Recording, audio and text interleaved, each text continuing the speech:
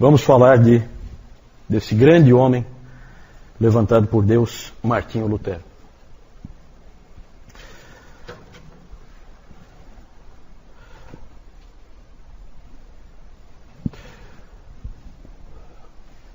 Lutero é uma figura que vale a pena conhecer, um indivíduo fantástico, cheio de altos e baixos. Já se escreveu um monte de livros sobre a psicologia de Lutero, né? Análises psicológicas sobre ele, como ele era, porque ele é um homem de altos e baixos.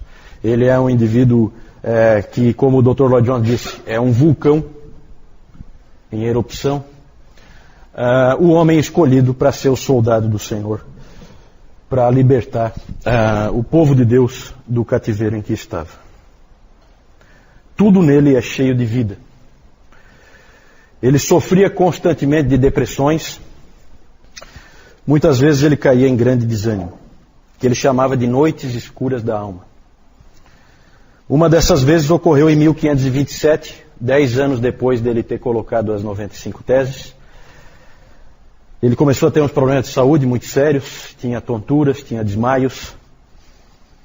E também, nessa época, a peste negra atacou Wittenberg e alguns professores, alunos morreram, alguns saíram, ele foi o único que ficou.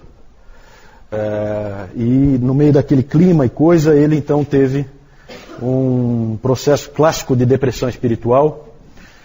E numa carta para o Melanchthon, grande amigo dele, ele escreveu o seguinte: completamente abandonado por Cristo, eu trabalhei sob as vacilações e tempestades do desespero e da blasfêmia contra Deus. Passou-se o tempo e ele escreveu, depois de algumas semanas ele escreveu: finalmente, por meio das orações dos santos, Deus começou a ter misericórdia de mim e tirou minha alma do inferno profundo. É típico do Lutero, é um indivíduo vivo, certo? Quando Lutero saiu, nessa época aqui, quando Lutero saiu desse momento, dessa noite escura da alma, em 1527, ele então escreveu um hino. Ein feste Burg ist unser Gott.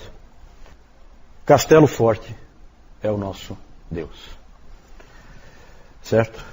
Que representava aquele momento que ele estava vivendo. Vocês conhecem, né? O hino, às vezes o Moisés e o Márcio colocam para nós aí: castelo forte é o nosso Deus, espada e bom escudo. Né? É assim que ele começa. É um hino de guerra, porque esse cara é um soldado. Pode ter certeza disso. Uma biografia recente do Lutero, o título é assim: Lutero, um homem entre Deus e o diabo. Isso aí realmente tem muita razão de ser. Esse castelo forte é nosso Deus, ele se inspirou no Salmo 46:1. Deus é o nosso refúgio e fortaleza, socorro bem presente nas tribulações. E o hino, vocês podem ver uma outra hora com calma, nós não temos tempo aqui. É um símbolo perfeito da vida desse grande homem. Ele tinha um grande inimigo. Já aparece no hino, né? Com fúria pertinaz, persegue Satanás, com artimanhas tais e astúcias tão cruéis, que iguais não há na terra. Esse é o grande inimigo dele, Satanás. Né? Por isso que ele é um homem entre Deus e o diabo. Quando ele foi convocado para comparecer diante do imperador, em Worms, ele já estava excomungado pelo Papa. Os amigos dele tentaram impedir ele de ir. E então ele respondeu para eles: eu vou até lá, mesmo que eu encontre tantos demônios quanto o número de telhas nas casas da cidade. E ele foi realmente. Porque eles temiam pela vida dele, né? Vocês sabem o que se fazia normalmente. Nós temos a história do Jan Hus, que nós vimos no domingo passado. Né? Não está tão longe. Então, em 1521, ele foi intimado a comparecer à dieta ou ao concílio de Worms, em alemão. É o nome da cidade. Ele tinha nessa época 38 anos, estava excomungado e ficou frente a frente com o imperador de 21 anos, Carlos V. Lá ele fez a sua famosa declaração: a menos que eu seja convencido pela evidência das Escrituras, ou por plena razão, já que eu não aceito a autoridade do Papa ou dos concílios sozinha, visto que está claro que eles frequentemente erraram e se contradisseram. A menos então que eu seja convencido pela evidência das Escrituras, estou preso pelas Escrituras que citei e a minha consciência está cativa à palavra de Deus. Eu não posso e não vou reconsiderar, porque não é seguro nem certo agir contra a consciência. Que Deus me ajude. Amém. Quando Lutero saiu dali, ele foi sequestrado em seguida. Felizmente sequestrado pelos homens do bem, que estavam do lado dele, certo? O que se crê é que havia, isso não tem uma comprovação bem clara, mas havia espiões que descobriram que havia uma outra emboscada para ele, dessa vez do imperador e do papa, para capturá-lo, para que ele fosse morto. E aí então Frederico o Sábio, rei da Saxônia, mandou homens dele que fizeram uma outra emboscada e sequestraram ele antes. E aí levaram ele para o castelo de Wartburg. Nesse castelo ele ficou então protegido pelo rei da Saxônia, Frederico o Sábio. E nesse castelo de Wartburg ele ficou 10 meses. Lá ele fez a sua tradução, traduziu muito rápido. Ele traduziu o Novo Testamento para o alemão, certo? Traduziu para colocar na mão do povo. E ele já traduziu do grego, lá do Erasmo, né? Então as coisas vão se encaixando, né? Ele sabia, o Lutero sabia, o livro de Romanos inteiro, em grego, de cor. Certo? Então, na verdade, trata-se de um gênio, tá? A gente não tem como entrar em detalhes, mas é um indivíduo único na história. Naqueles 10 meses em Wartburg, ele estava traduzindo, então, o Novo Testamento, e ali ocorre a famosa ocasião em que ele jogou o tinteiro no diabo, né? Vocês viram, né, isso aí, né? Vocês foram lá na sala, né, onde ele fica. Meus pais estiveram lá. Tem lá o lugar em que eles dizem que foi onde ele jogou o tinteiro, né? No diabo, numa hora em que ele estava furioso. É claro que isso aí, a gente não tem total certeza de que isso foi assim realmente, mas essa história é famosa. Tem até uma história que diz que foi o diabo que jogou nele primeiro e que ele só devolveu.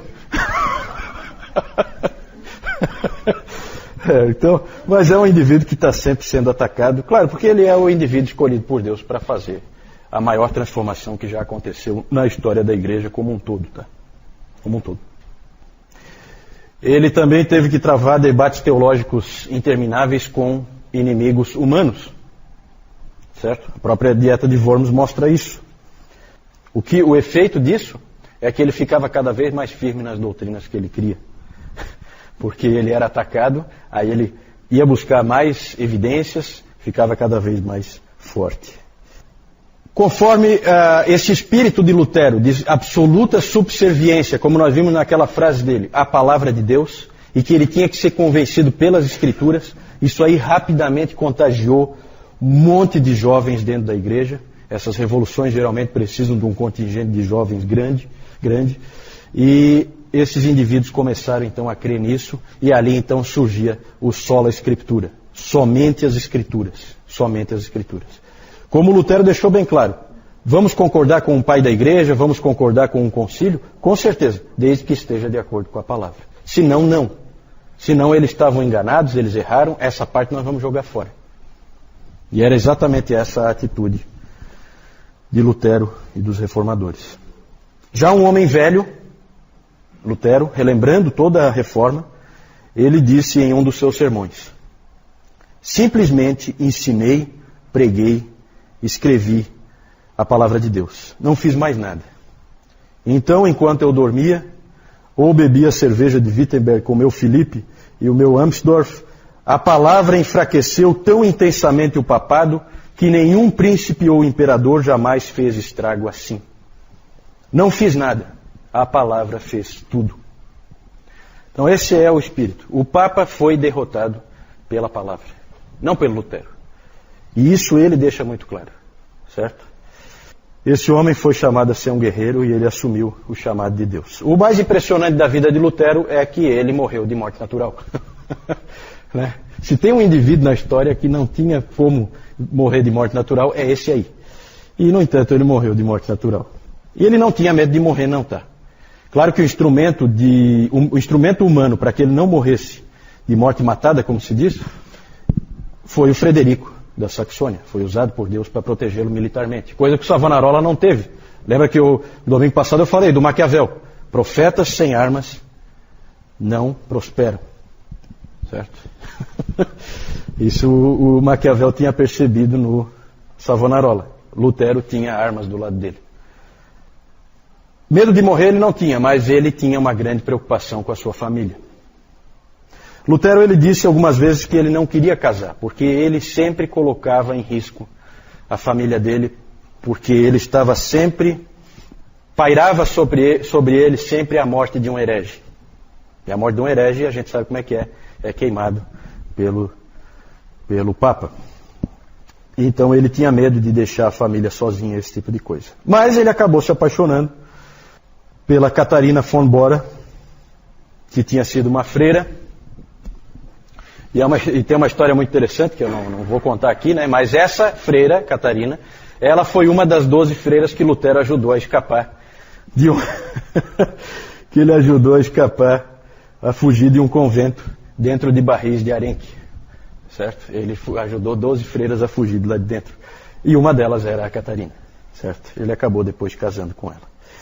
Ele tinha, quando ele se casou, 42 anos e ela 26. Ele era já bem mais velho que ela. Ele adorava essa mulher.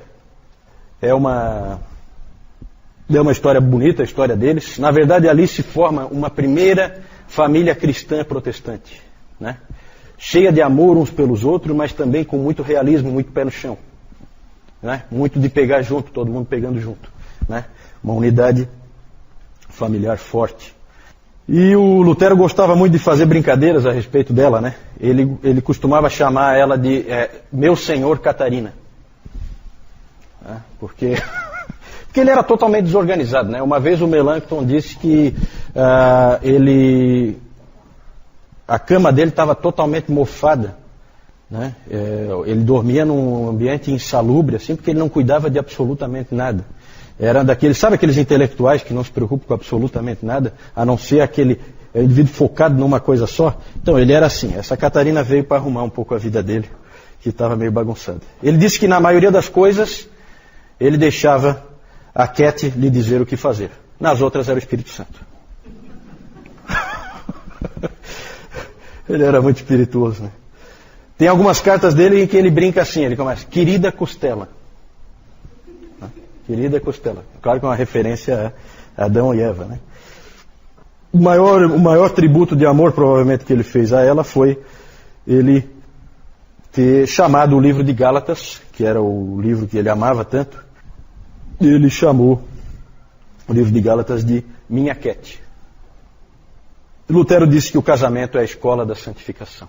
Ali você aprende quem você realmente é e ali você é trabalhado por Deus. Ele fez muitos comentários sobre essa escola. Ele tinha uma família maravilhosa, eram 5 filhos, foram 5 filhos, 3 rapazes e 2 moças. Ele amava seus filhos profundamente, ele os ensinou e também aprendia com eles. Tem muitas histórias do relacionamento dele com os filhos. Eles confiavam profundamente nele e ele também aprendia lições com Hans, Magdalena, Martin, Paulo e Margareta. Quando a sua filha de 13 anos, Magdalena, morreu em seus braços, a fé dele falhou. 13 anos de idade. O historiador Steve Osmond disse, não sei de nenhuma outra ocasião na vida de Martinho Lutero em que sua teologia e fé não foram páreo para os inimigos que o ameaçavam. Ele desafiou o imperador e os príncipes alemães e diversos papas. Ele amaldiçoou e insultou o diabo. A sua teologia só lhe falhou verdadeiramente na morte de um filho. Lutero sofreu nessa época como nunca. Por fim, ele foi capaz de dizer, é tão estranho saber que ela está feliz no céu e eu tão triste aqui. Deve ser realmente uma coisa horrível. Quando a outra filha dele, Margareta, 2 anos depois, também parecia que ia morrer, ele disse que não ficaria tão bravo com Deus dessa vez, porque ele já tinha aprendido a lição. Mas levou um bom tempo para Lutero voltar a confiar e a amar a Deus novamente. Lutero também cometeu erros. Ele tinha dito, uma vez, que o cristão era simul justus et peccator. Ao mesmo tempo, justo e pecador. É assim que é o cristão. Ele é justo e ele é pecador. Ele é as duas coisas. E ele cometeu erros na vida dele. Ele disse também uma vez que o cristão sabe e sente 3 coisas a respeito de si mesmo. Somos sempre pecadores, estamos sempre nos arrependendo e somos sempre perdoados. O professor Calhoun, quando vai falar dos erros de Lutero, ele diz assim, que se o Lutero estivesse ali sentado, Lutero diria assim, ele diria assim, erros não, pecados. Porque Lutero gosta de colocar as coisas como elas são, né? Mas ele teve alguns erros, eu não vou entrar em detalhes, mas só para vocês saberem, né? Ele não é diferente dos outros personagens que a gente conhece, inclusive da Bíblia, que sempre tem os seus defeitos e os seus erros, alguns graves. 4 coisas principalmente foram grandes erros dele. A sua participação na Guerra dos Camponeses, em que ele apoiou o uso de armas para conter os camponeses. A recomendação de bigamia secreta a Filipe de Hesse, essa não ficou bem clara. A sua atitude para com os judeus, bastante negativa. E a sua linguagem em modos grosseiros. Esse aí é típico dele, né? Ele era muito grosseiro na maneira de falar, né? Na verdade, era comum no meio em que ele estava que as pessoas falassem daquela maneira, e ele falava também. Ele morreu em 1546, com 62 anos, em uma viagem em que ele estava indo resolver um problema numa briga entre 2 irmãos, e ele estava viajando para tentar resolver, levou seus 3 filhos com ele. Tem as cartas que ele mandou para Cat enquanto ele estava viajando, muito interessante do que eles faziam e tal, muito bacana. E no meio dessa viagem ele acabou passando mal e acabou falecendo. Ele é uma personagem fascinante. Se vocês tiverem a possibilidade de conhecer um pouquinho mais sobre Lutero, corram atrás disso. E o que se diz é que as pessoas costumam gostar de Calvino, mas elas amam Lutero. E isso é porque ele é tão humano, né? Realmente humano.